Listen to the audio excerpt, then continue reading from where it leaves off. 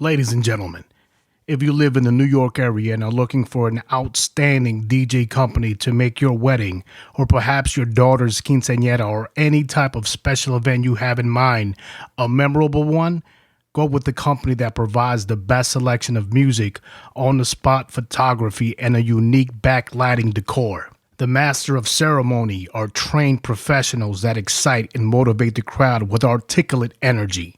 You don't want someone dressed like a ham and egger, do you? Looking like Bert and Ernie from Sesame Street. Of course not.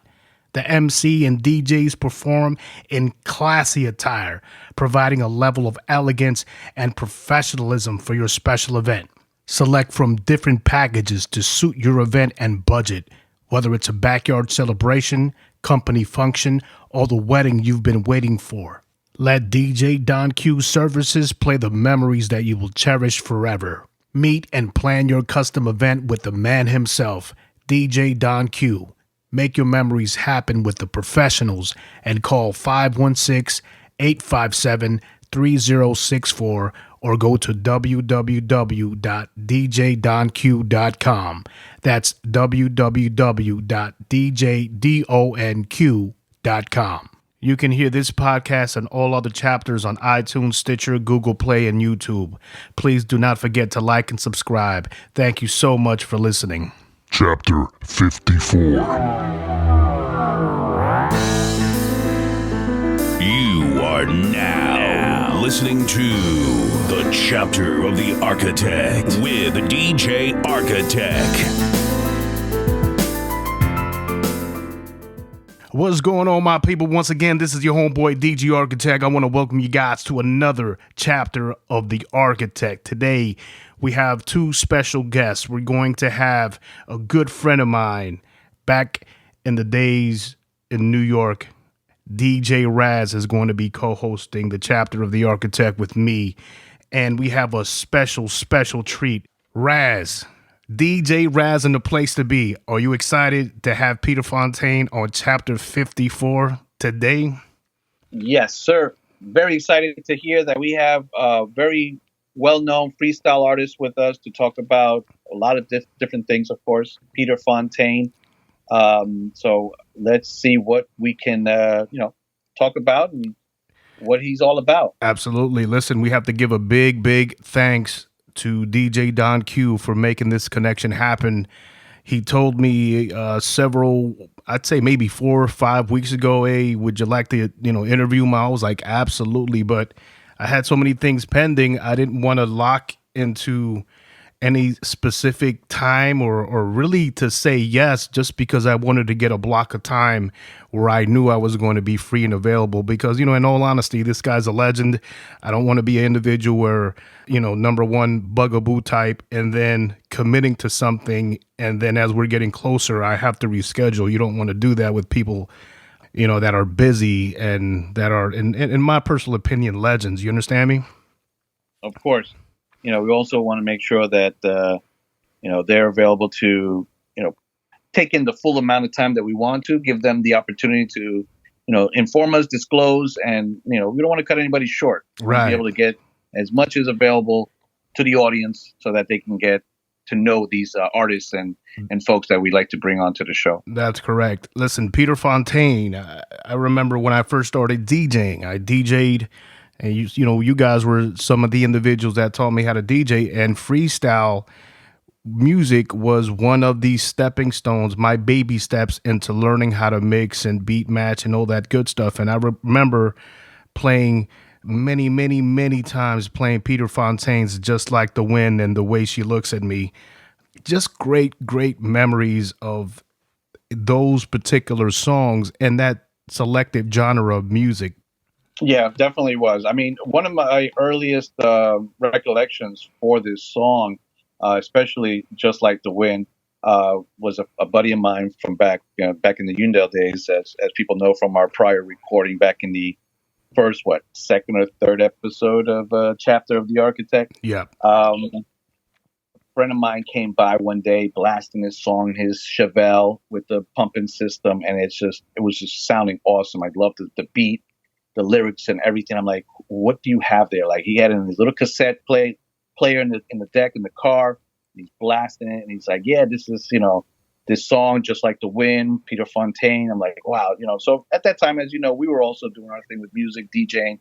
I said, I need to get a copy of that. Mm-hmm. So, you take your little dual deck, you swap one, you take a song from another tape with a blank. Mm-hmm. And from that point on, it became an iconic song for me. It was a song that really had a lot of resonance. The words, the meaning, it kind of goes goosebumpy type of songs that we love to hear. Right. And it's just, every time I hear it at this age, it just draws me back to, just playing it in my car, hanging out, DJing it, putting it into mixes and stuff like that. So yeah, put it in, definitely putting it into mixes, because when you would do a mixtape, you would want, sometimes the best pieces of music that you could fit into those 60 minutes of tape, and Just Like the Wind and The Way She Looks at Me were definitely two of those songs. And Peter Fontaine, my brother, huge fan of Just Like the Wind. Peter Fontaine, man, it gives me, when I listen to Just Like the Wind, it kind of gives me the same feeling that It Must Be You from Latin Rascals. Just very, very well written, very well produced, recorded. And, I remember as a matter of fact, I had your vinyl, It Must Be You. And I had it for a long, long time. And then one day you came to my house and you start looking through my crate and you said, hey, man, this is my record. I was like, damn, he got it. Yeah, no, I love that record, man. I used to play it all the time. Yeah. So, songs like that, just kind of hold on. I mean, not only is Peter Fontaine, very well known for, Just Like the Wind, later on, or maybe just before that, he had The Way She Looks at Me. You mentioned it earlier. That's an 89 record. 90 was actually Just Like the Wind. And as couple of years after we were getting out of high school stuff, there are a few more that still came out, 95 and 96. He did You Are an Angel. And One Moment in Time. You Are an Angel. Mm-hmm. Yeah. So, and then One Moment in Time. Exactly. Yep. And that's those were the other one. That's 96. And those were on Metropolitan Records. Yeah. Right. So those, we'll talk about maybe a little bit of that later on with him and say, hey, what was the difference there and so forth. We'll get into those details. But all four of those songs I know very well. I mean, so he what he put out was quality. It was good stuff and things that has stuck and just has memories attached to them. So definitely a core guy, I think, in the freestyle genre.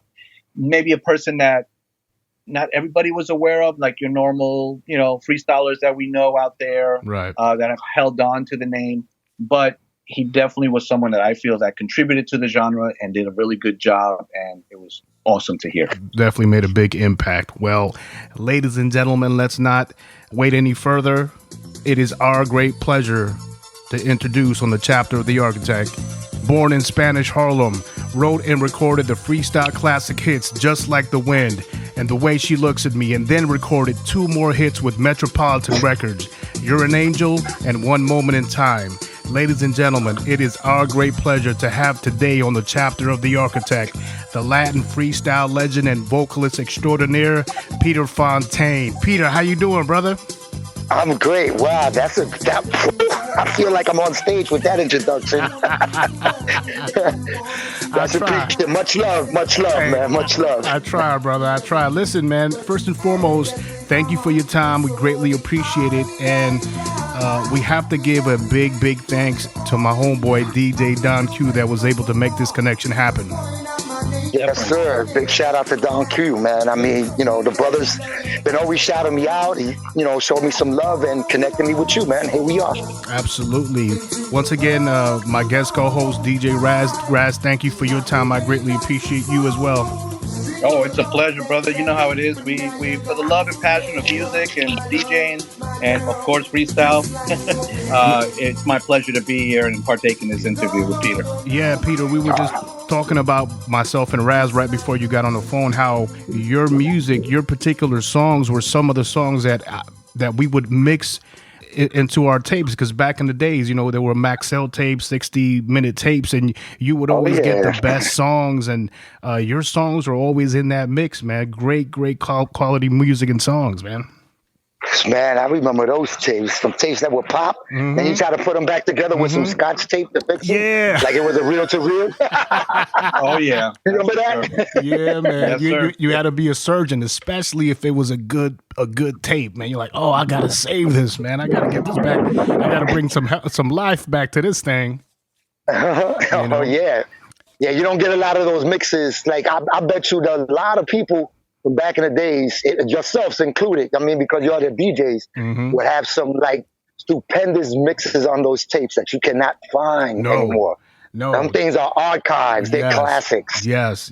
Talking about mixes, DJ Don Q, he sent me a couple of questions he wanted me to ask you. But now that we're on the topic, I had a certain sequence of how I wanted things to go. But now that we're talking about mixes, by any chance, did you know your song was going to be on Bits and Pieces, the vinyl, a Dynamite Mix 91? Were you aware your song was going to be on that? My song was on that. Let me stop. Really? Oh yeah, man! It's called Bits and Pieces, a Dynamite Mix 91, and it's a vinyl. Wow. Yeah, and it's got a bunch of great freestyle hits. And DJ Don Q wanted me to ask you to see if you were aware or if you knew your music was going to be on there. Nah, to be honest, I didn't. But I don't rap. I don't run about things because I know people show love. It's like one of their favorite songs, especially like Just Like the Wind. Yeah. They love mixing it. I found out the same way, and I would just give him a little shout out, like DJ Bad Boy out in Chicago. I was out in Philly one day, and I saw his CD, and I was just looking at it, Freestyle's Greatest Hits, this, that, and the third, and I turned on the back, and I saw my Just Like the Wind on there. And I never really actually personally met DJ Bad Boy, but it goes to show love. I mean, they rocking my stuff out in Chicago on mix CDs. Anything that's promotional, to be honest, because, I go back with one of my partners, DJ Demo, on a street level, and way different from the freestyle music when we was out there doing mixed cassettes, right? Like the Tony Touches. I don't know. I know you recognize like the Tony Touches and them back in the days. Yes. Yeah. So I know what that's about. So it's basically more promotion. It's just more, wow, okay, this is the song. Oh, I didn't even know this guy. Oh, wow, that's a hot song. So it's just love. I just, a lot of love for everybody that promotes it. Peter, at what age did you begin to sing, man? And who were your major influences? Oh, man. I actually can't remember my age. I won't say my age. No, I was a little later towards, I would say, my older teens, because I always go back to where I started in this industry. I started as a breakdancer at first, pop locker. Right. Not really a breakdancer, pop locker. That was around the age of 15 years old. I'm going back to Zulu Nation. Yes. Back in 85. So 1989. Yep, 85. Yeah. That sounds about right. Yeah. 1989 is when The Way She Looks at Me came out, and Just Like the Wind. So I would say like 18, 19 years old. My biggest influences were, to be honest, Tony and the guys, AB, Tony, KL, and them. Around the way, I was born there. Yeah, I was born and raised in Spanish Harlem. So, those guys are like from 112th Street, and more from 112th Street. Even, Mark Anthony, I went to school with Mark Anthony. So first and foremost, listening to TKA, and then when they got their first record deal, I was like, wow, if, to be honest, that's like, they can do it, I could do it, and then, to be honest, I really didn't even want to be a singer. I just wanted to be a songwriter, so I wrote, The Way She Looks at Me. And it's a funny story because I wrote, Frankie Cutlass helped me write The Way She Looks at Me. Nice.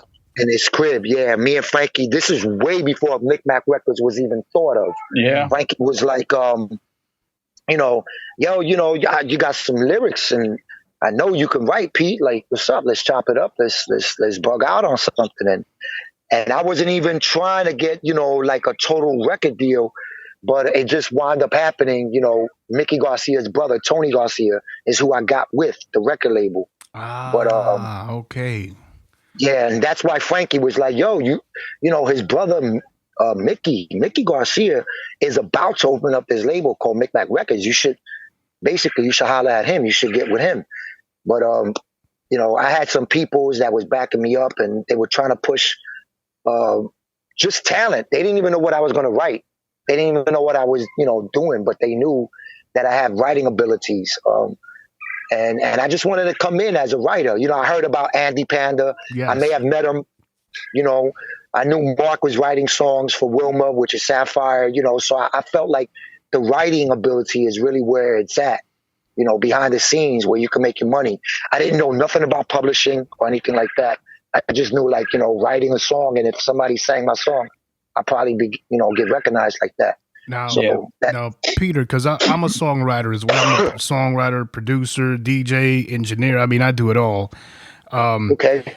When you began or attempted to write your first song, did it come naturally to you? Was it something that you had to work on, and how did that pan out for you? What I call, and I've always said this, and everybody that knows me from when I was young, I call because I'm left-handed. I call my left hand when it gets crazy the Holy Ghost, man, because I've been through experiences when I was young, whether I came into an experience or I personally put myself through something. I also with my real father and my mom's, because I was born around the late '60s, coming into now you're talking about the '70s. So things around me, just like rappers when they say, or excuse me, MC, the proper terminology. Yeah. They say, I write about my environment. So my environment is, what I used to write about in the same form and fashion of poetry. My very first song that I've ever written, where it was just like in a song format, Right. was a rock song called Fairy Tale, because I was crazy over a Kiss. When I was young, the rock group, I was like, I want to be like Kiss. Yeah, man. Listen, Def Leppard is one of my favorite bands, which they just got inducted. You know what I mean? So listen, when I first met Raz and these guys, these groups of DJs, I came through with an electric guitar, and they were looking at me like, "What the hell? What are you doing, man?" So you can't play freestyle with a guitar, yeah, man. But, you know what I'm saying. But it just goes to show keyboards and heartbeats. Yeah. It just goes to show, man, different influences of music, man, just add a unique touch to your songwriting. Yeah, yep. I mean, the very first, I would say the very first, so to speak, club freestyle song was embedded in me with Frankie, helping me out. Because Frankie came up with the concept. Frankie Cutlass actually came up with the concept. Like, why don't you write something about, how girls look at guys in nightclubs, bars, and, obviously just, it just fit in like a glove. And stupidly for me to say it, like, what would be the name of the song? Oh, The Way She Looks at Me, Papi, Wow. So I'm like, okay, all right. So, I mean, and he helped. And when he helped, like, we went back and forth. So I was like, so let me start, what do you think? Frankie was like, start it off. Is there a way that I can prove my love? And then, and then I ended it with okay, I see the way that she looks. So we was going back and forth with that, right. And, Frankie being as talented that he is, and, he produces. So back then he was always playing the keyboard. So that helped me out a lot because I'm really all about melodies. Once you give me a melody, it could be even the first key, and I run with it. I just totally run with it. And to be honest, I shied out because as I try to introduce that song, I mean, I don't know if I should start it off with that, but like you said, I can go where I feel with this. But I was always crazy over Judy Torres, and I was at a party at Eddie Rivera's record pool. He had if you could remember Eddie Rivera back in the days, RPVC, the biggest record pool, at that time. He used to have all these parties, and I was able to get in with a friend of mine, Tony Estevez, who worked with PKO Records. Yeah, that's Trilogy and all the guys. Right. Clave Rock. Amaretto. Yes. Amaretto. Yep. Yeah. So Tony Estevez, he was one guy that was like, "Yo, you're talented." So he was thinking of being my manager, and he got me in, into the record pool. And there, standing in front of me, was Judy Torres, and at that time, God rest his soul, George Vascon. And the pitch to get to talk to Judy was, I already had the way she looks at me, like in a little demo format. Right. I said, "Yo, I wrote this song thinking about you. It's called The Way He Looks at Me." if you can listen to the song, and then George Vascon said, "Well, do you have it on you?" And we didn't have the cassette on us. Oh man. So George was like, "Well, sing it to me," and that was the first time I had to like vocally sing something. So I sang it to George, and George was like, "You got a very nice voice, You ever think about being an artist, like a singer?" I said, I don't know. He said, "Listen, if you ever think about this, here's my business card. Come and see me up in Fordham Road." Wow. I manage Judy. Sparkle Management is my company.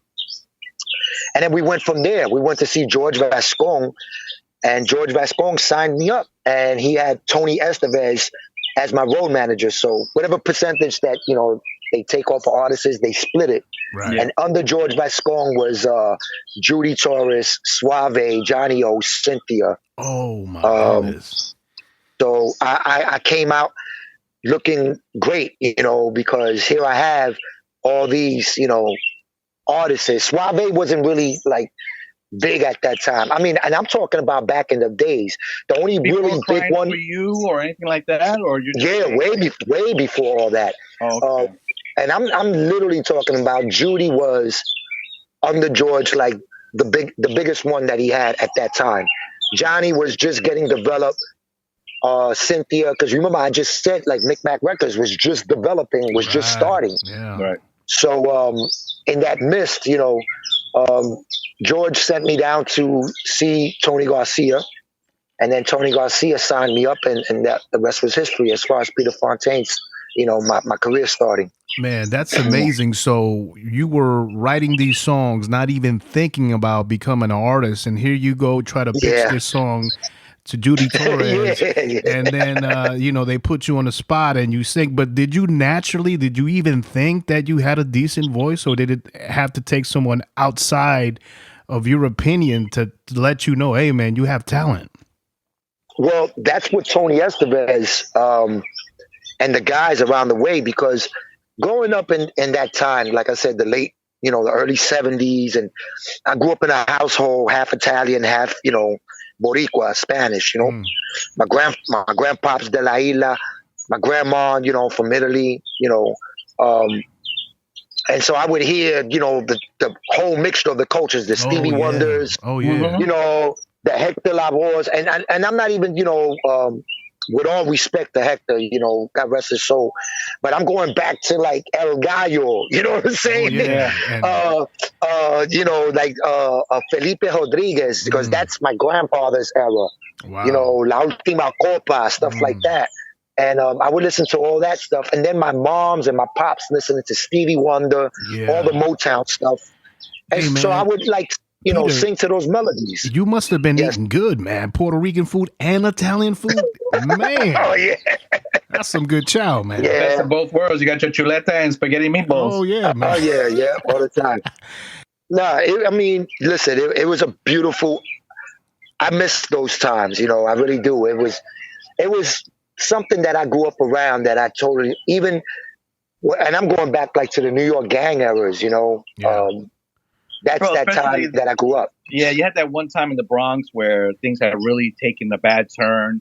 There was the movie they made called Rumble in Bronx or something like that. Depicting that whole era.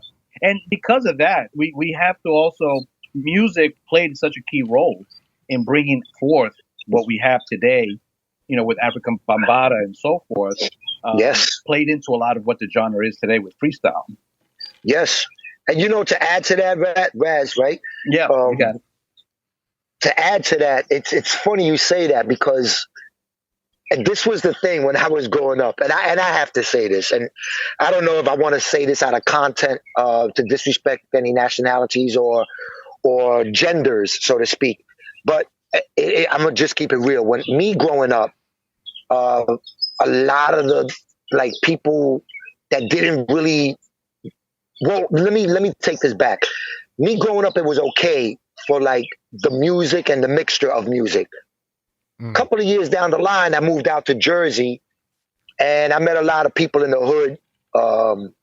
They were like, "Yo, that's like, you know, that's a little like funny dirty music, so to speak." I don't want to say the other word, but it's funny dirty music. You know, that's candy music. You know, like you guys, oh my god. I'm like, listen, if you knew where I was, first of all, born and raised in Spanish Harlem, and the genders, it didn't matter in New York City. It didn't matter genders, all nationalities. You know, us as Boricuas, as much as the brothers and sisters would blend in, and you would see that.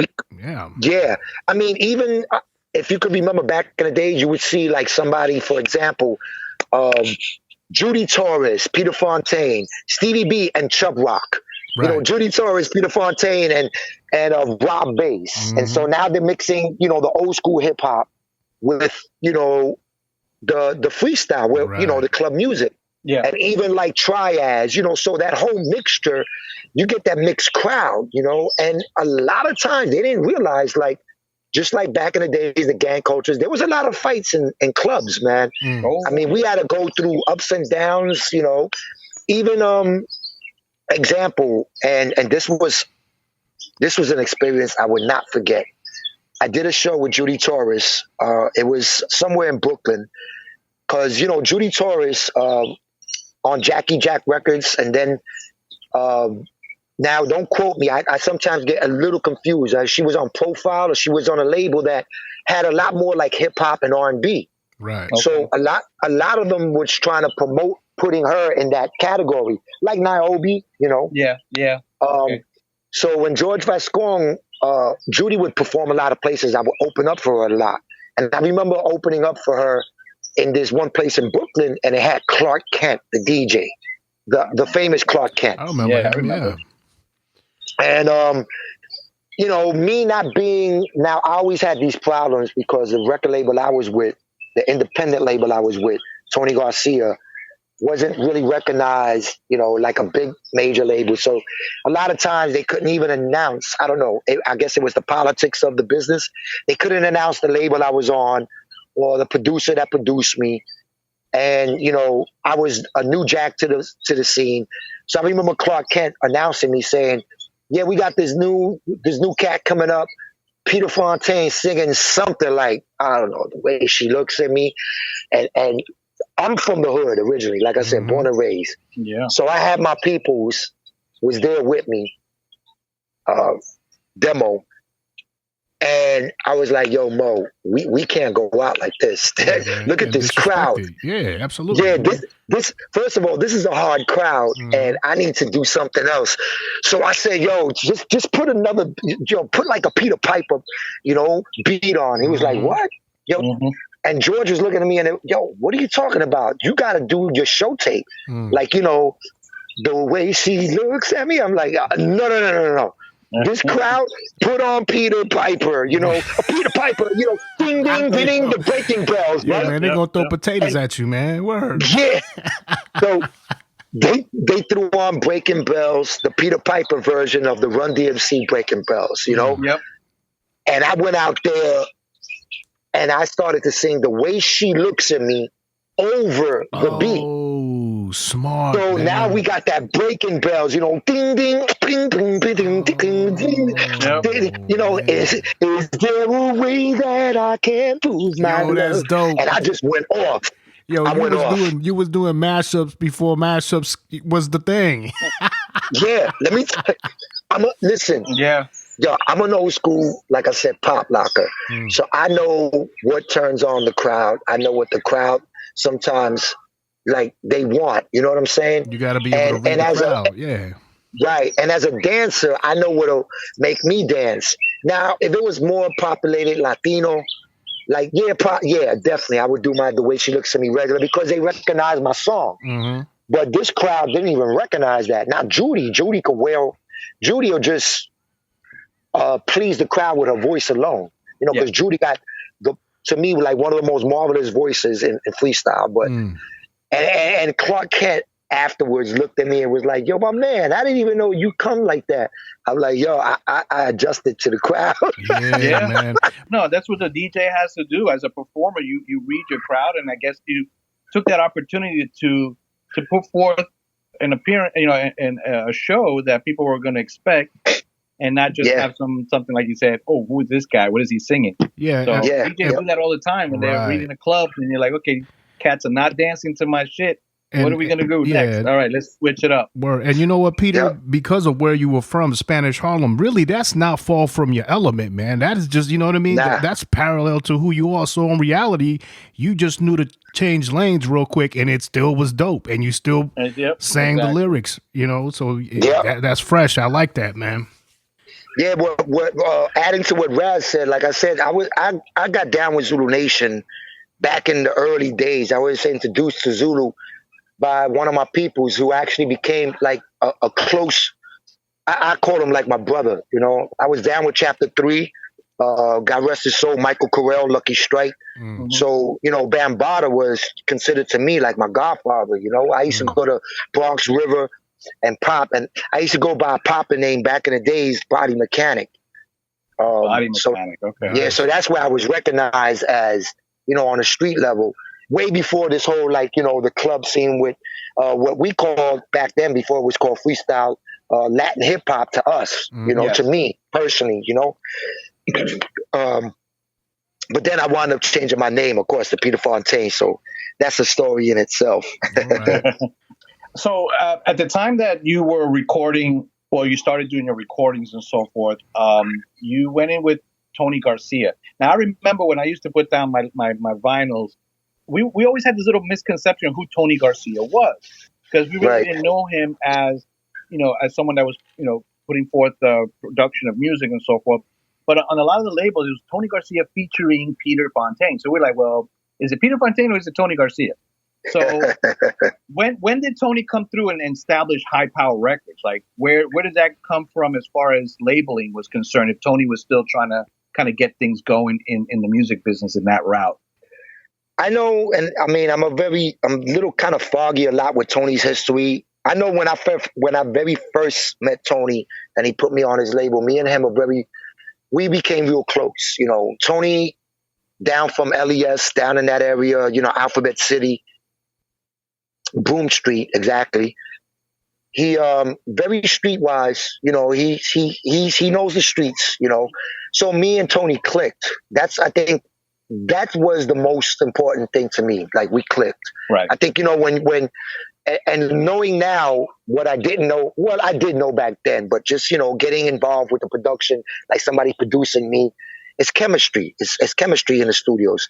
So, and whether people like it or not, I'm just going to be honest. Me and Tony will drink a 40 ounce and like bug out, laugh and goof, and he knew I had that talent inside of me. So he started to ask me to do other things, write for other people and so on. But I didn't really know his history until because again, I only knew from people from where I was from, like I said, like the Andy Pandas, the Joey Gardners. I didn't really know Mickey. I read a lot of things on labels of certain people. But with Tony, I didn't really know his label like that. I knew when I got with his label, he had like the Rio Sisters. Okay, yeah. He had Sammy Zone, which is, my brother mate. And, shout out to him, also a good brother. I follow Sammy on Instagram. He's very advocate, very out there with the music constantly, following his stuff. It's pretty good. I don't think at that time, I don't even think Little Susie was with us yet. But there was other artists, Eclipse.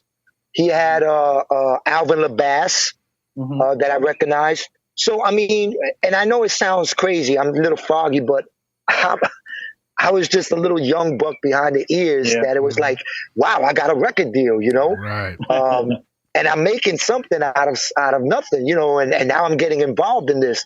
But from what I heard, Tony was very known in the business as Dr. Edit. He was like a master when it came to editing. on the reel to reels. Yeah. So they were hiring him to do a lot of editing for a lot of other labels, cutting records, so on and so forth. He was very connected because of his family, the Garcias. Mickey worked with a lot of people. And Tony was, pretty good with the hands back in the days. And he worked a lot of clubs back in the days as a bouncer. And that's, like I said, we clicked. We kind of clicked like that. So it just kept that whole collaboration of you working with him and then just, kind of projecting your career at that point. Right. So during that time when you were doing your I guess at this point they were all just singles. You never really put together like an album of sorts. No. I mean, signing the contract with him, the way we had it was supposed to be after the 2 singles sell. If anything, if it would make noise, then it would be an album. But then you see, and I'm going to be honest, man. I mean, after a while, I didn't understand the featuring part of it. And now having and running my own I have a little record label myself, but I learned the hard way getting jerked around here and there from a lot of certain deals that the featuring is a loophole for a producer to feature somebody. So if they don't work out, it's kind of like I featured you on a production that I did. So, it's a revolving door. It's my music, my production. And later I found out the hard way because we went through our little ups and downs, me and Tony. And then, he, which I guess we'll get deeper into that. He had NV redo my song based on. I'm glad you brought that up. That was kind of one of my questions. Okay, yeah. Because that's where it was going to go at. Because Tony, it's the same thing like him featuring Ronaldo. I mean, while I was with the label, there was like two to three Ronaldos that I met, Right. And that's where that featuring came from. Although, he didn't do it to me a lot because I keep it G, man. Yeah. I guess we didn't want to take it to any other further problems, but I understand the business part of it. When you have a label and when you have a hit record on your hands and you have a label, you want to keep producing that song. You don't want that song to die out because you need to recoup that money for the money you put into that. Right. Of course. As a personal artist, as a writer, singer, we all saw what happened with Milli Vanilli. You don't want to have somebody singing your vocals, and people are getting so used to that. That's your voice. That's right. Your song. I wrote that song. That's one thing you cannot take away from me. I wrote The Way She Looks at Me. I wrote all my songs. Every song that Peter Fontaine has, I've done is all my songs that I wrote. NV didn't write that. Noel didn't write that. Tony didn't write that. Tony did the production of it. I didn't know about publishing. And that's one of the major things. When you get with any label, your publishing is important for you to own half of that publishing. So that way it's like you have the legal rights to actually debate, that these are yours, to put that back out, So protections, your own protection towards your music and your own collaboration of Peter, what you do. So was that a situation where you didn't have that legal, protection, where you didn't own your own publishings at the time? Yeah. And I'll have it so it's documented so everybody knows. I actually think you are probably the second people that I've ever told this to in an interview. When me and Tony got together, I think Tony understood a little bit. I knew he understood about business because he had his own label already, obviously because he signed me to it. But we went to her name, I've not mistaken, Wanda LeBron, who was the representative of ASCAP at that time. And me and Tony, both of us, went down to ASCAP and met Wanda LeBron. And I asked in front of Tony Garcia, what is it about publishing and what is it about, writers? And Wanda explained it to me. Since I wrote the song, that'll be my shares of the song. I get 100% for writers because it's my lyrics, Right. and I would get a certain percentage for publishing if Tony allows.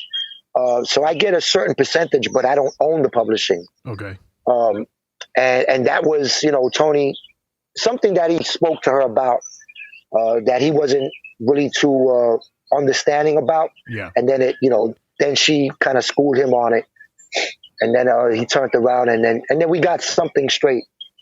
But the second one was basically, featuring Peter Fontaine, because there was like a couple of records that was out at first with The Way She Looks at Me that actually doesn't say featuring No, I'm Peter actually Fontaine. I'm on my computer looking at some of the record labels, and sure enough, I see that The Way She Looks at Me doesn't have an actual Exactly. feature. It says straight up High Power Records, Peter Fontaine. Remember that great label? Carl? Yes. Yeah, I remember it. Yeah, on the vinyl. Straight of up right course. there. Yeah. And but then when you go down and you look at the version for, and it says Dr. Edit right there, Tony Garcia, it was featuring Peter Fontaine, just like The Wind. Yep. It was the whole idea of NV coming forth later on, kind of like saying replacing Peter Fontaine, and now NV was going to start singing his songs. Well, what had happened was, and this is true to the book. Tony sometimes wants to go beat around the bush a lot with it. And that, listen, I understand, the way he may feel about things. Business is business, but the truth always prevails, regardless. What is in the dark will come to light, regardless. I was feeling uncomfortable with a lot of back talk rumors. There was a rumor going around that things weren't coming to light with me getting paid for shows. And I was doing tons of shows, and this actually came from a source that was actually on a street level. So I guess maybe it's like how hip hop is. You got that street level and that business level mixed together. So Yeah.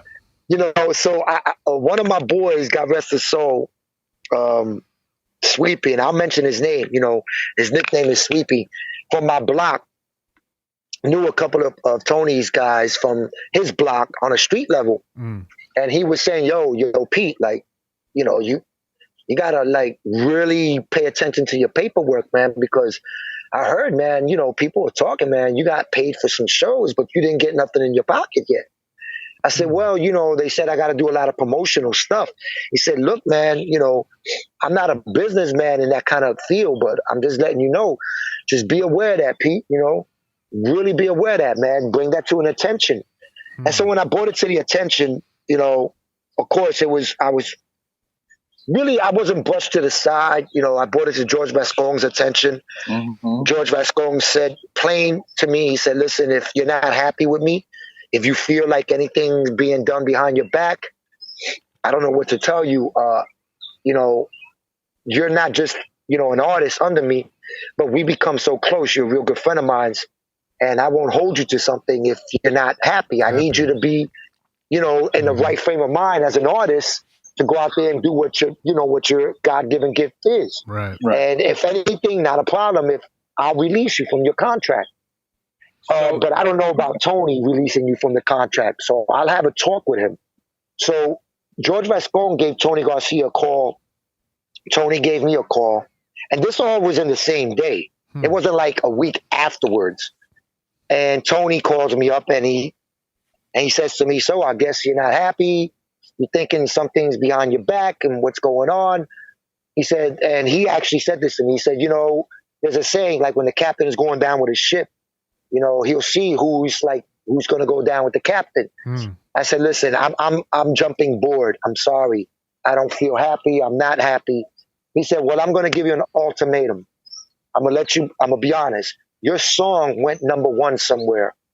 And if you would sign with me exclusively, production, exclusively management, exclusively booking agency,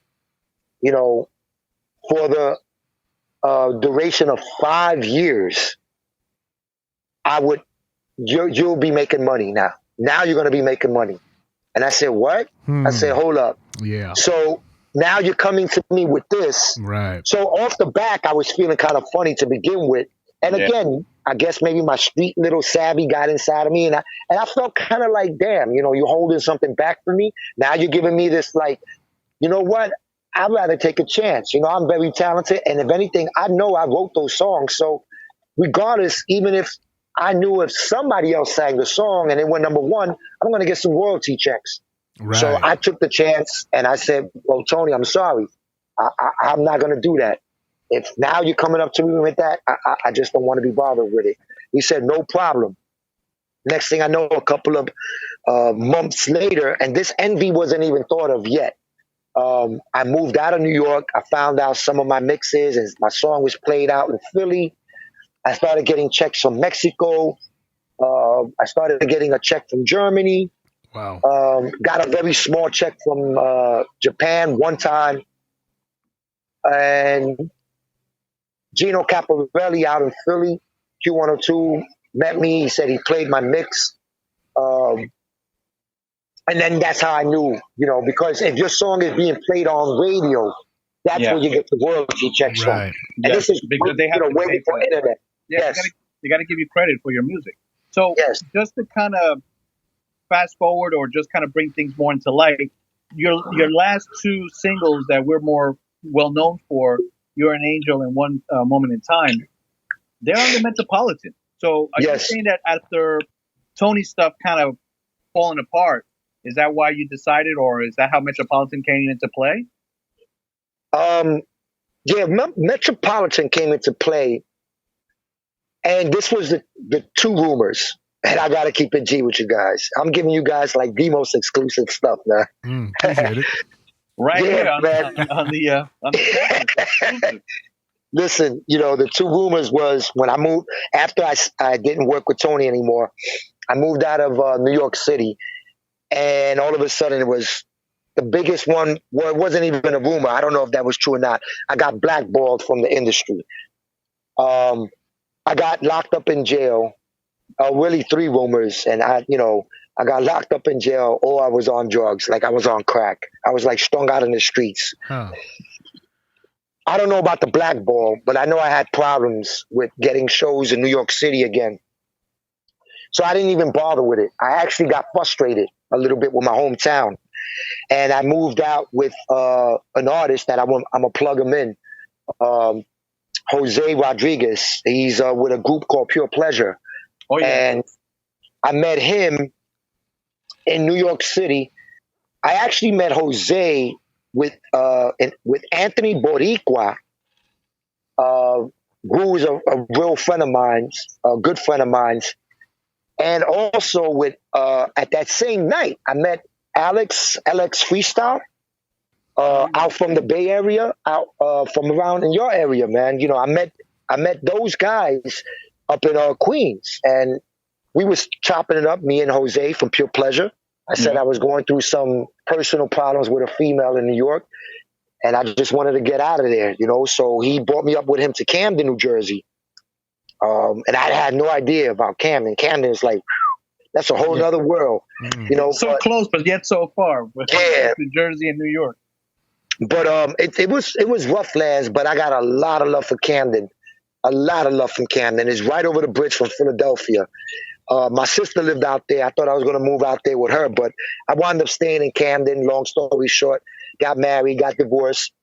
And when I moved to Camden, I met a whole bunch of other artists from a whole different world of Tasmania Records. Yep. So, you know, and then Camden showed me so much love. Oh, my Lord. Oh, my God. You're the legendary Peter Fontaine. He's up in our hood. Wow. They showed me mad love. Oh, yeah. So jumping forward, that kind of boosted me again to like, you know what? I'm not just totally going to give up on doing shows or even singing. Right. You know, so it kind of inspired me again to want to write some songs. A lot of songs that I write is through experience. And I kind of follow me what I'm saying here, you know, jumping back and forth. You're an Angel. I wrote this song, You're an Angel, way before I did move to Camden, New Jersey. it had been around, like, I would say 91, 92. I actually wrote it for somebody out in Garfield, New Jersey. So I had You're an Angel under my belt already. But it was a whole different song, and I actually had Willie Valentin try to produce the track for me with Naija singing on Willie's the track. no joke, man. I love Yeah. Willie too. He's yeah. a great voice artist. You know, just to let you know on a side note, the way I like to listen to You Are an Angel is in Yeah. acapella. Oh yeah, thank you. Now in listen, acapella, you say, Raz? In acapella. Yeah. Oh my God. It gives me chills when I listen to that song in acapella. that song originally was going to be called Forever Hold Me. And this was, again, because George Vascon was still alive. And as a matter of fact, I was actually still, singing Just Like the Wind. But if you follow me with the story, I'll get to, like, when I got with Metropolitan for that actual song. So way before I had moved, like I said, before I moved to Camden, I already wrote the song. Willie Valentin, I knew him very well. I let him hear the song. I had this big idea because this was when Freedom Williams was doing, the jump, the sweat. Let me hear you sweat. Yeah.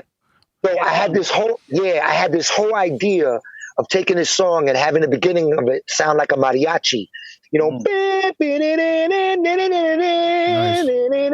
So I told Willie, I said, listen, I want you to do this mariachi thing. I don't know if you understand what I'm saying. And Willie goes, yo, Pete, I'm like half Mexican. That's right up my alley.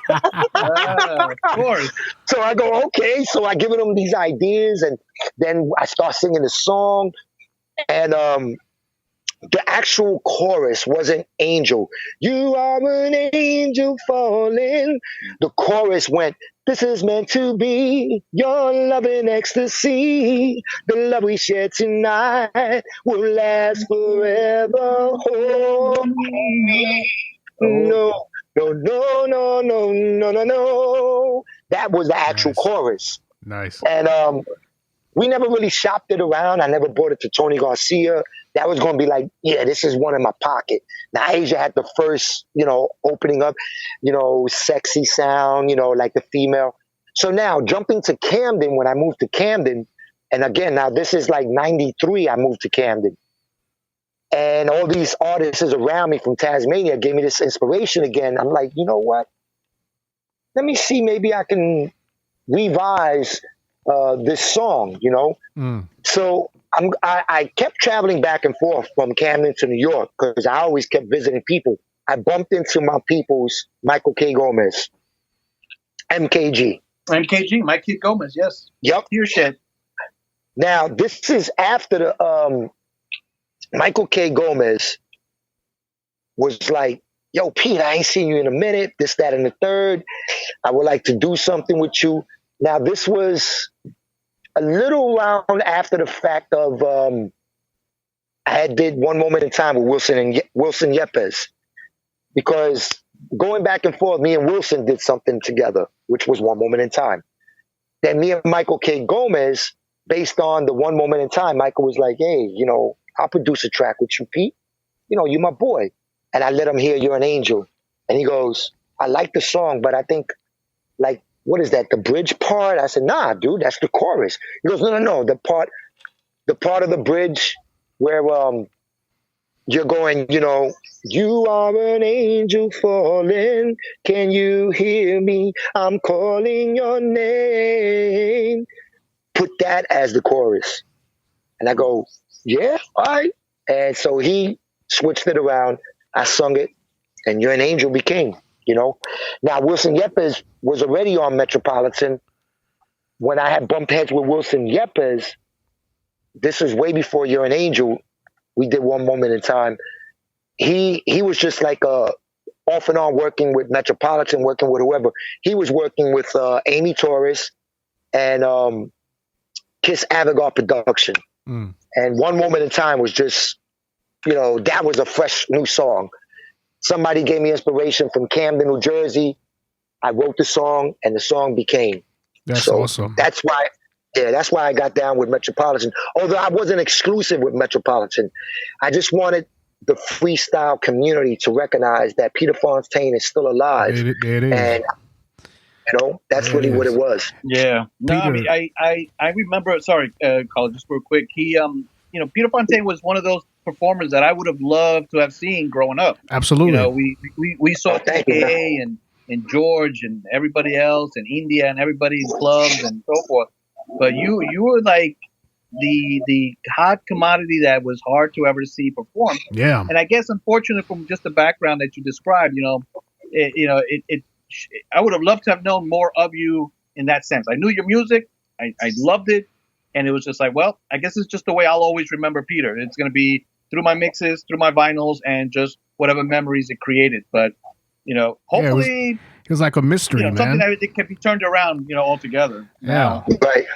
Yeah, I mean, listen, I perform here and there still. I don't get as much as the request like I expected, but that's okay. I become just a regular family man. I do have my I have my 9 to 5. I ain't gonna front about that. But I get hot. There's times in the summertime I get stupendously hot. Like I'll get a bunch of shows, and it's always the same. It's always the same. And I don't take anything away from any artist. It's just on stage, I'm like Mike Tyson. That's it. I'm like Mike Tyson on stage, man. Hey, Peter, I and I'm just one. I know for the summertime, man, they always have these summer jams. I know my wife and I, a couple of my friends and as a couples, right? We go out there, and I've caught several shows with Stevie B, and you'll have the Cover Girls, or if not, Expose. Did you ever, or have you ever thought about jumping on one of these group concerts things for the summertime? Depends on the two factors: who's putting the show together, who recognizes and says, "Yo, that's my man Pete." Put him on the card. Right. Just like anybody else, I have my price. And a lot of people that work with all these big concert people, they always continue to put what I call the A category. My A category is always like, the Stevie B, the Cover Girls, the top 8 categories. You're headlining A-list performers. Right, People right. are more commercialized. They know who they are. I keep it real. Listen, in every interview that I've done, I've always said I was actually like 3rd generation of freestyle, which is almost on the edge of there's still artists out there, and it's going up, but it's almost about dying. Because after me, like I said, I went to New Jersey. I met a whole Tasmania Records. I mean, and some of these artists are known because they've done some production, but I'm not taking anything away from any artist. Right. Suave came out my camp. Suave became big. Johnny O and Cynthia became big out my camp. Huge. Listen, I got to tell you, Peter, because I was 17 years old the first time I went into a studio to record, because I, write and sing also. So, and it was with some of my partners, DJ Don Q. He was one of them. We walked into the studio. I wrote a song, and I had Micmac Records, Johnny O, Fantasy Girl, and I told the producer, "Hey, man, I want the beat. This is the type of genre I want to do." And he looked at us, and he was like, "Oh, this is bubblegum music." And I said, "Hey, I'm paying you. Go ahead and do what I'm paying you for, right?" But, right. I remember in, 1992, 93, when Josemont came out with In My Life. And like right after that, man, it was like freestyle was on a decline. Like you didn't see or hear it, on the radio or on MTV. And I was like, man, what the hell is going on? And we wanted to do this little group thing. And we're like, man, it's like we missed the boat. Right. We definitely missed the boat, Now, going back to Just Like the Wind, Peter, when you were writing Just Like the Wind, did you have any idea it was going to be the big hit that it came out to eventually be? Kind of, a little. I had this feeling. I had this little in-gut feeling because it was something, again, that personally happened. And I think the difference between, and maybe you could agree with me, when you have the idea of a song. Let's say you write about the environment, and it's like, okay, you write about something. When something personally happens to you, you get that inner feeling. It's like that real connection. I think that's greatest songs are written for. Marvin Gaye, Hector Lavoe, Que Cante Mi Gente, Marvin Gaye, what's going on. I think artists they get that inspiration and then they go, yo, this is going to be bigger than what I, for the world. This ain't me. Now, of course, just like the win, I didn't think it was going to be bigger for the world, but I knew that this was a part of me that had to be out there because as Story is, the way she looks at me was not even no more than a couple of weeks old. And Tony was already putting that out on vinyl. And what I was going through on a personal, when I wrote the song, The Way She Looks at Me, I was ready, yo, Tony, this has got to be my other song. You got to put this out. You got to put this out now, And Tony was like, yo, I just put out The Way She Looks at Me. I said, yo, but this is the song, Tony. And then Tony heard it. And again, he tends to deny some of these things, but the label, the test pressing of The Way She Looks at Me, and just like the wind within itself, they came back warped. A couple of them came back warped. And Tony telling me, well, we can't put out The Way She Looks at Me because I already made like a certain amount of, records on it. And I guess it was God's will. Some of those records came out warped. Wow. So in other words, let's say, for example, he made, 500 to 600 test pressings of The Way She Looks at Me. Right. And then 300 came back warped. So they owed him that to do that pressing again. So Tony put The Way She Looks at Me and Just Like the Wind on a couple just to test the waters. Oh, yeah, of course, yeah. So he threw it like a B-side. He threw it in there like a B-side. And then all of a sudden it was like, yo, everybody recognized The Way She Looks at Me. But Just Like the Wind was on fire. Yeah, and they were like, yo, this is the one. Absolutely. This is the one. So with that said, then Tony actually took it even further and he put it out. Because if you look at it, both of them were done in the same year. And they weren't really that far from each other's as far as like, being pushed. Right. But everybody recognizes, because I was with Tony Garcia in 1989, around 91, getting close to 92, I was already done with Tony. Done, like gone, like 91. So I wasn't really with him that long. Yeah, with 4 or 5 years, you were over with them as far as being or Tony. Well, I say like within the 2 years, because I remember going to Florida with Tony around 89, close to 91, and that's as far as I went with High Power Records, to be honest. I mean, I never went like to California with him or to Texas or anything like that. That was it. Mostly all my stuff that I did was in the New York City area with High Power Records, the what they call the tri-state, the Jersey area. Yeah. So my stomping grounds was always Paterson, New Jersey, Queens, of course. I've done the Apollo, I've done Palladium, I've done the Tunnel, all the big major clubs. Spots, back in the day, big, Emerald City. Remember Emerald City? Emerald City, yep. The 1018s, all those places. Yep. And I mean the big concerts when they was like the Armory, the Kingsbridge Armory, Puerto Rican parades and stuff like that. And again, that's where my stomping grounds became because, like, again, going back to George Vascon, I either opened up for Judy Torres, Suave, or Johnny O.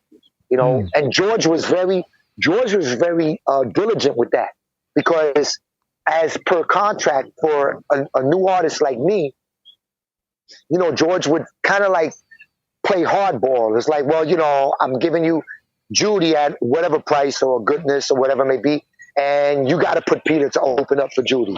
Yeah, but we don't know this guy. What is he saying? And blah, blah, blah. And it was like, through contract, I have to promote this guy.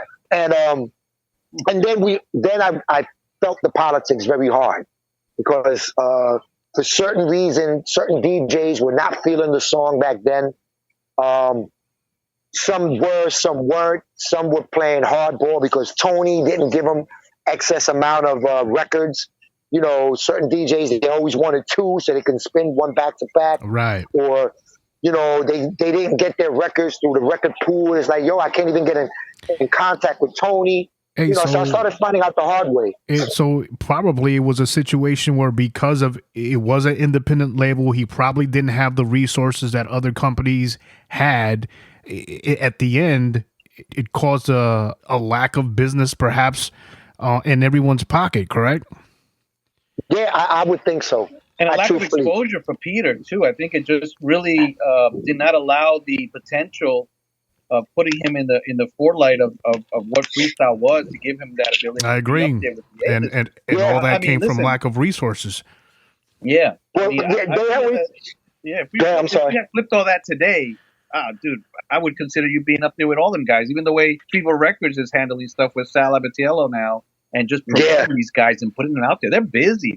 I see them busy. These guys are performing. They're flying down up and down the East Coast all the time. Florida, New York, up into Canada performing. So yeah, that's what it is. Yeah, Sal Abatiello and Latif, they really cornering a lot of the market with getting artists on those like big shows, you know. And I know both of them personally. I know Sal, and I know both of them. You know, yeah, I feel like you could have an opportunity to do a little bit of a comeback, just as what the genre was. I mean, let me tell you, us 40 somethings right now, we love our freestyle in any flavor that it comes now. So if we get a resurgence of it, I'll give you a little background. I'm going to freestyle cruise in February. Yeah, nice. So it's, you know, it's got George, it's got Cynthia and them and all that, you know, big group. But I'm doing it. You know what I'm saying? I'm willing to pay. I'm willing to go see. And these things keep selling out. Shows get sold out. I see how they promote themselves on Instagram and all this stuff, and they're out there. That niche for freestyle still lives very underground, maybe in a way, but it's out there enough where people who know who they were as artists still have a chance. Hey, Raz, it's funny, man, because here in San Diego, I think in September, Tony Moran is coming down here on some cruise, and I'm telling my wife, hey, we're going. You know, you're right. It is happening, man. There's still business out there. Pete should work on. You know, I'm going to pitch this to Pete. You got to work on a little, remix version of one of your songs. Go into the studio, drop some new lyrics or something, and see what comes about, and see what new things are revitalizing your name. In the 22K genre of time. Well, yeah, you know Peter, what? Because you're a legend. I'll be honest. Yeah, thanks. I'll be honest. And now I'll throw I'll add this, and it's like the pitch now, because of the fact I'm actually working on an album. But you see, a lot of I don't know how fans would feel about it, but I, as an artist, and I did this on a Facebook Live, I got a couple of, like, you know, maybe it's probably up in the 600s right now or something. I did like a blog, so to speak. Yeah. Introducing some of my new material that I'm working on. But now the genre of music that I'm working on goes back towards the way I was raised, you know, because again, I was raised on a lot of hip hop stuff. Yeah. Not saying I want to be like a Chris Brown, but I got productions. I'm working with a producer, my friend, my longtime back in the day partner, Puerto Rican DJ Demo. I have a cousin of mine, my blood cousin, who I got a couple of tracks that I'm working with, LMD Music. And I have a couple of tracks that I've worked with Giuseppe D. Mm-hmm. And I'm working also with Alex Nation on a track from New Style Records. Because of Alex, when it comes to Alex Nation, Alex still keeps me in that freestyle genre feel, you know, because I did drop a single for Alex on one of his albums, that in a class of our own, you know, the class major, and that was Odds of Deception. And it was produced by Rob Federici. But again, it was on, you know, a compilation, but also to be put out as a single. Like, I can put that out on my label. But I have my own label called Power Force Entertainment. Nice. And on that, man, definitely. Yeah, thank you. But you see, now, some of the stuff I have, and like I was saying, I have Hey Mama. It's a personal song about my grandmother who passed away. My mother, you know, Shout out to my mommy out in Florida. But some of the productions that like DJ Demo has sent me, like I have this track, dude. It's like, I guess I can call it West Coast, love. It sounds like a Carlos Santana track, man. Nice. Ooh, It's a hot, it's a hot track. And this is stuff that I'm working on again to see what is, because I learned about the digitals, the downloads. Close your eyes. Alex, Alex Freestyle. Like I said, from out in the San Francisco, the Bay Area. When I met him, we were chopping it up back and forth on the phone for a minute.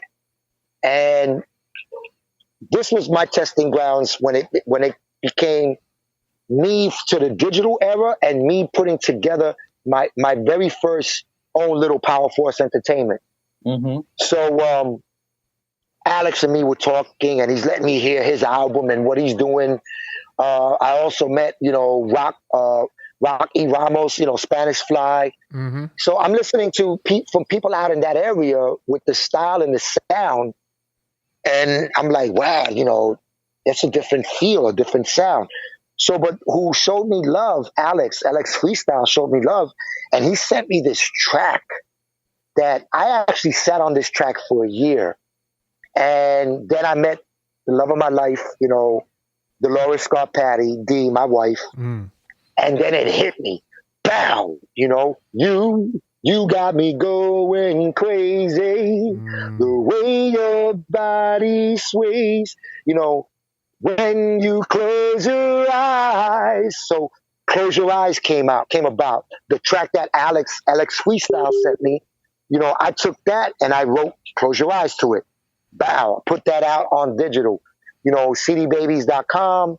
You can get it on the, downloads, iTunes, so on and so forth. Nice. And it's doing okay. But as starting with my first label, they're still in a process, and this was put out years ago. But now I'm getting people that I'm working with, DJ Legend, Danny. I'm getting some investors to help me to promote some stuff even better than it was that just me doing it on my own, Right. So DJ Demo did a remake to it, but it was kind of like, what the DJs would do. They'll take a beat, they'll add something to it. So he took the Bonnie Tyler, turnaround, and he added a mix to it. And some of the DJs are like, I need that mix, Pete. That's kind of hot, Right. So some of the stuff that I'm doing, like you're saying, for this year, it's in that genre.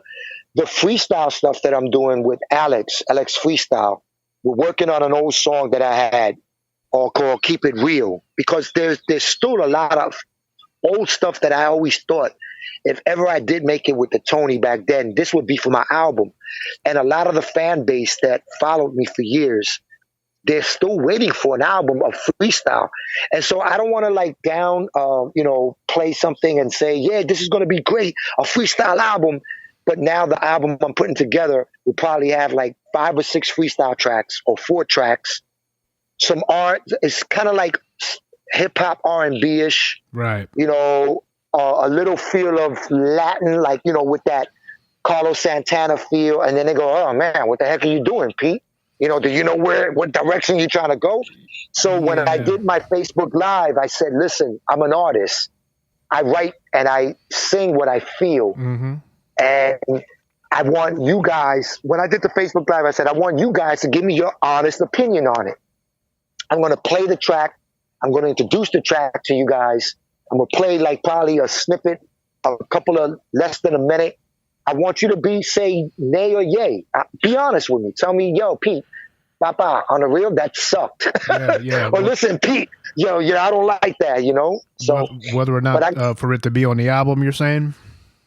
Yeah, because I've always done this. Even when going back to Carlos, to Laz, when you was telling me, hey, You're an Angel is, one of my favorite tracks. I love to listen to it a cappella. When Willie Valentin produced that track for me, I actually put it out there. I performed it one time in front of a crowd. I'm that type, you know. Right. If the crowd is feeling it and they're dancing to it, I'm like, yo, this is gonna make noise, you know.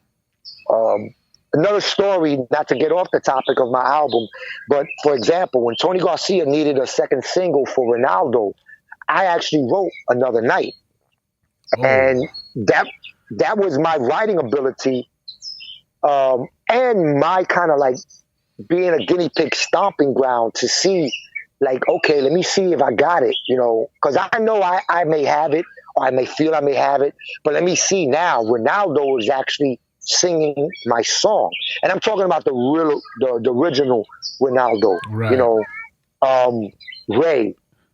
When he sang Another Night, at first I had no idea who he was. I'm coming to High Power Records. I hear My Sweet Love. It was #1 in Florida, and then I meet Ray, and Tony says, yeah, you know, I need a second single for him. And this is the idea I got. All Tony let me hear was ding, ding, ding, ding, ding, ding, ding, ding, ding, ding, ding. That was it. That was it. All I need is that and a 40 ounce.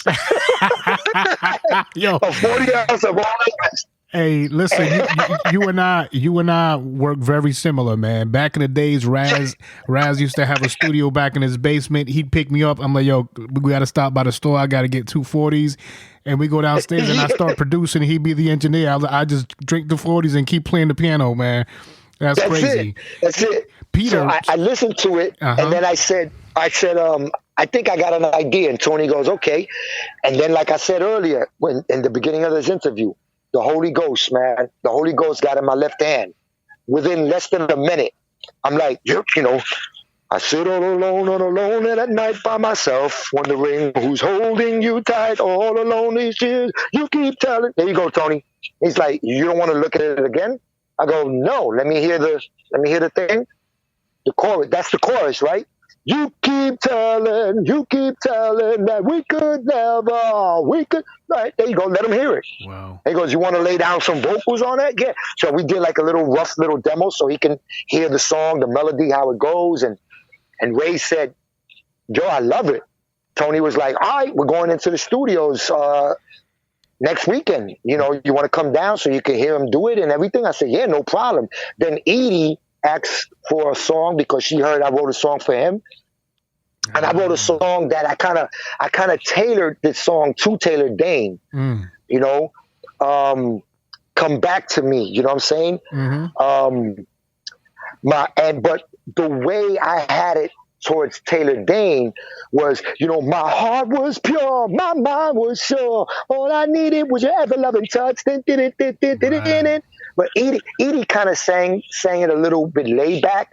She put her work into it, but Tony was like, okay, you know what? I'm going to take Edie and Ronaldo, since you wrote the songs for both of them, and I got a nice deal. We're going to go to the studios, Real Platinum, and we're gonna do this. Now, when Ronaldo got up there and sang, when he started singing, you know, I said, yo, Ray, can you do me a favor? And he said, what? I said, yo, your voice is, forget it, phenomenal. At the ending of the song, can you just go, whoa, whoa, whoa, whoa, whoa, whoa. And he was like, yep, no problem. He did it. After that, 2 weeks later, Tony introduces it out in a club called the Bat Cave up in the Bronx. And it was a done deal. I sat there in the DJ booth with Tony Garcia, and Tony said, this is your moment of make it or break it, and the audience is going to love it. Yes. And when the song blew, everybody in the dance floor went crazy. I was like, oh, man, that made me feel so good as a writer. As a writer. Now I knew. Yes, right. man. Now I know I had something going with me. So I was like, yup. That is a beautiful depiction from conception, birth, to studio recording to live performance, man. That is beautiful. Peter, thank you, man. So when you write a song, is it a situation where you listen, there's already a pre-produced track, you listen to the track, and then you go and write? I've had a little writer's block, but when I was younger, I would just hear melodies in my head. everything I write is towards it's to a melody. So I'm not a keyboardist, I'm not a guitarist, but I'll either hear a guitar or a piano in my head, you know, la la la la la la la la la, you know, all I wanted was to be with you, and I just made that up off the top of my head. But you know, now if you're a keyboardist, like you know, when Frankie brought you know some melodies, or I have my cousin named Pika, he's a keyboardist. Or anybody that could play a guitar and be like, yo, I got this melody, doom, doom, doom, doom. That even helps me out more. Because now it's not in my head. Like because I'm already hearing the melody and I'm already hearing the sometimes it goes backwards for me. Either I hear the entire verse or I just work off of the chorus and I hear the chorus. But if you have if you're strumming along and you play some chords, I go, okay, I have to follow you. Now it adds structure depending on where you at. Yeah. Right, because you have that structure. Now, sometimes it can get real hard for me because there's some people that'll send me stuff and they'll want me to write to it. And I've had this happen to me. And I go, I just can't write to this. I don't hear no melody. I don't get no feel for it. Yeah, I was gonna say that sometimes you just can't feel for it. You know, you nothing. It doesn't activate that emotion of inspiration. No, exactly. It doesn't. You know, and again, I try to listen. You know, you want a soggy cheese sandwich, I'll give it to you. You know, but if you want something that makes me go, yo, Papa, run with this, man. You know, I have a feeling on this. You know, that's my emotions. Like when I hear something, you know, and listen, that's vice versa because like even, you know, now as an outsider listening to songs, it's like one of my favorite back in the day lyrical songs was Tomax, you know, Regrets. You remember that song? Yeah. You know, tears of emotions and unforgotten love has left to stand the test of time. And, you know, because in his melody, it was so laid back, but he to me personally, he put so many words in his melody. So, you know, how can I do you? I was like, wow, I like that. So I really liked it, Tomax, that song. Monet, you know, love you given to me. Her melody was like, forget it. And George, you know, with George's melodies, you know, every night I've been and summer passes by, na na na na na. You know, because now that's that elevation. Right. That's that melody that, you know, to me, elevation songs is like almost crossover because your vocal has to go from that starting pitch point. Now you're building up, and you better blow and like, oh wow, that's a big, you know? That's a wide range, absolutely, man. Peter, we're running out of time, man, so we're just gonna go ahead and we're gonna fire off these last couple of questions, man, to get you off. We know you want to be out there with your family. Sure. Listen, what do you consider your greatest milestone within your career, brother? My greatest milestone? Yeah, just making people happy. My man, there it is. DJ Raz, you got one more question for Mr. Peter Fontaine? Raz. Well, Raz is probably in the bathroom.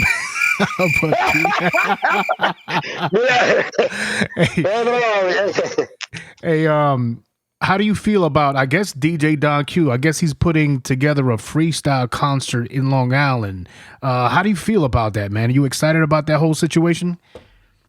Oh man, let me tell you, anything to perform for my peoples and anybody out within that area of New York, Long Island, I'm just waiting to bring it on, man. You know, just letting them feel me again. You know, that whole, I've been a little bit like personal because I'm doing my album, working on this and that, working my regular 9 with the family. My last very big show I did was at a casino, but I can't wait to do something like, to me, that's like almost home, you know? Absolutely. And for all those people out there to give them me, man, you know, I can't wait the day I come out there to San Jose or to California, man. listen, I'm dying to get out there, to be honest. Hey, listen. I'm waiting for any promoters hearing me right now or whatever on this interview. Yo, bring me down, man. You get to feel that real Peter Fontaine vibe. Hey, I'm telling you. Well, I'm down here around the San Diego area, man. Believe me, we're gonna spread this podcast and saturate it as much as we can, man. Definitely, like I said, you're a huge legend. In my opinion, we always mixed and played your music, man. And I guess one more question I got before we actually who are the freestyle artists that you feel that are inspirations to you or just make great freestyle music? Oh man, there is just so many of them. Shy, I'm gonna be honest, that new cat Shy, all those guys, Jay, Diddle D, those guys are like really blowing out the new freestyle. There's one artist I gotta shout him out, Bernardo. When I first met that cat, I thought that cat was like, I told him this too. I thought he was 250 pounds with his voice, the way he sang. Me abandonaste, right? No, right or wrong, right? Am I right or wrong? You know where? Me abandonaste. I thought this guy came out with a bow tie. Hey, and it's like, powerful voice. Absolutely. But anybody who's really putting in that work to really put out some quality freestyle, I go back to like this, even the Stevie B's and stuff. I mean, we grew up on all that stuff. I grew up on them. I can't segregate any of the old school freestyle artists because, again, if it wasn't for them, I wouldn't even know about the music or had the inspiration for it as like I do. But That's right. a lot of these cats, that are putting in work, the quality, good work and good songs that. Timmy T, that cat, I didn't know him, until Florida. I was like, wow, Yeah, man. He hit with that One More Time joint. Yeah, no, he did. I mean, big time. Look, my man Alex, Alex Freestyle, him doing his thing. And listen, Rocky Ramos, with Precious. Oh, yeah. I mean, and that brother right there, let me tell you, that brother right there, when I met him, like, so down to earth, so cultural. Nice. Nice. I love listening to people like that. They just like turn me on. Oh, and big shout out to people out in Brazil and in that area, Colombia. If you've been following, I've been like looking on YouTube. Colombia's got a heavy freestyle, like whole new thing going on. Get out of here. Like really. Yeah, Carlos, you got to check that out. A lot of DJs playing some stuff out there. And listen, that's what we needed. We needed not just to say where it was created and who started it, right, or who's the king or the king of freestyle, but who's taking it to next levels, Yes. So that's the love, man. I agree, man. And then, Peter, the last question, man. Where can your fans and your listeners, your loyal audience, where could they find your music, new music coming up? Where can they locate you for your next performances? Give all that good stuff, all the social media. Give all that out, brother. All right, well, everybody knows you can check me out on Instagram, Peter Fontaine, P-Fon. You can check me out on Facebook, Peter Fontaine. You'll always notice me. I got my little Stelladoro hats on all the time. And also, if you want anything for information on bookings, it's Fontaine Peter. That's my name backwards. Fontaine Peter at ymail.com. Also, you can inbox me on Facebook as well. If you want any of my music, you can look for Peter Fontaine on cdbabies.com. On Instagram, on iTunes. Look out for my album. It will be coming out. Don't have a date on it yet, but I'm working on it. I got mad love for everybody who's always supported me.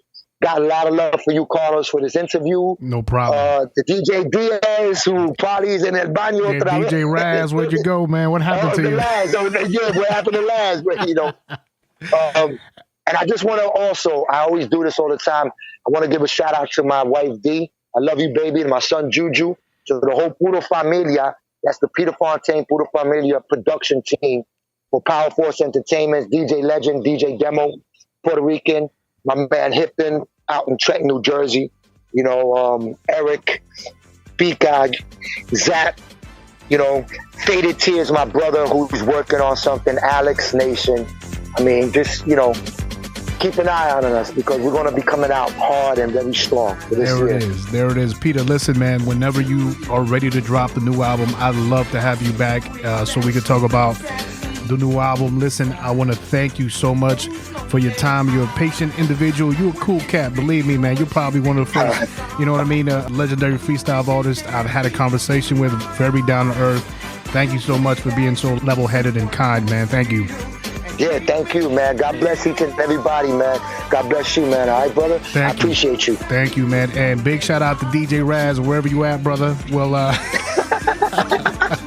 Well, we'll get a hold of you, man. But once again, ladies and gentlemen, this has been the Chapter of the Architect with your homeboy DJ Architect, Chapter 54 with Mr. Peter Fontaine. You got it. Just like the wind. There it is, man. Peace, brother. Take care. Peace. DJ Architect.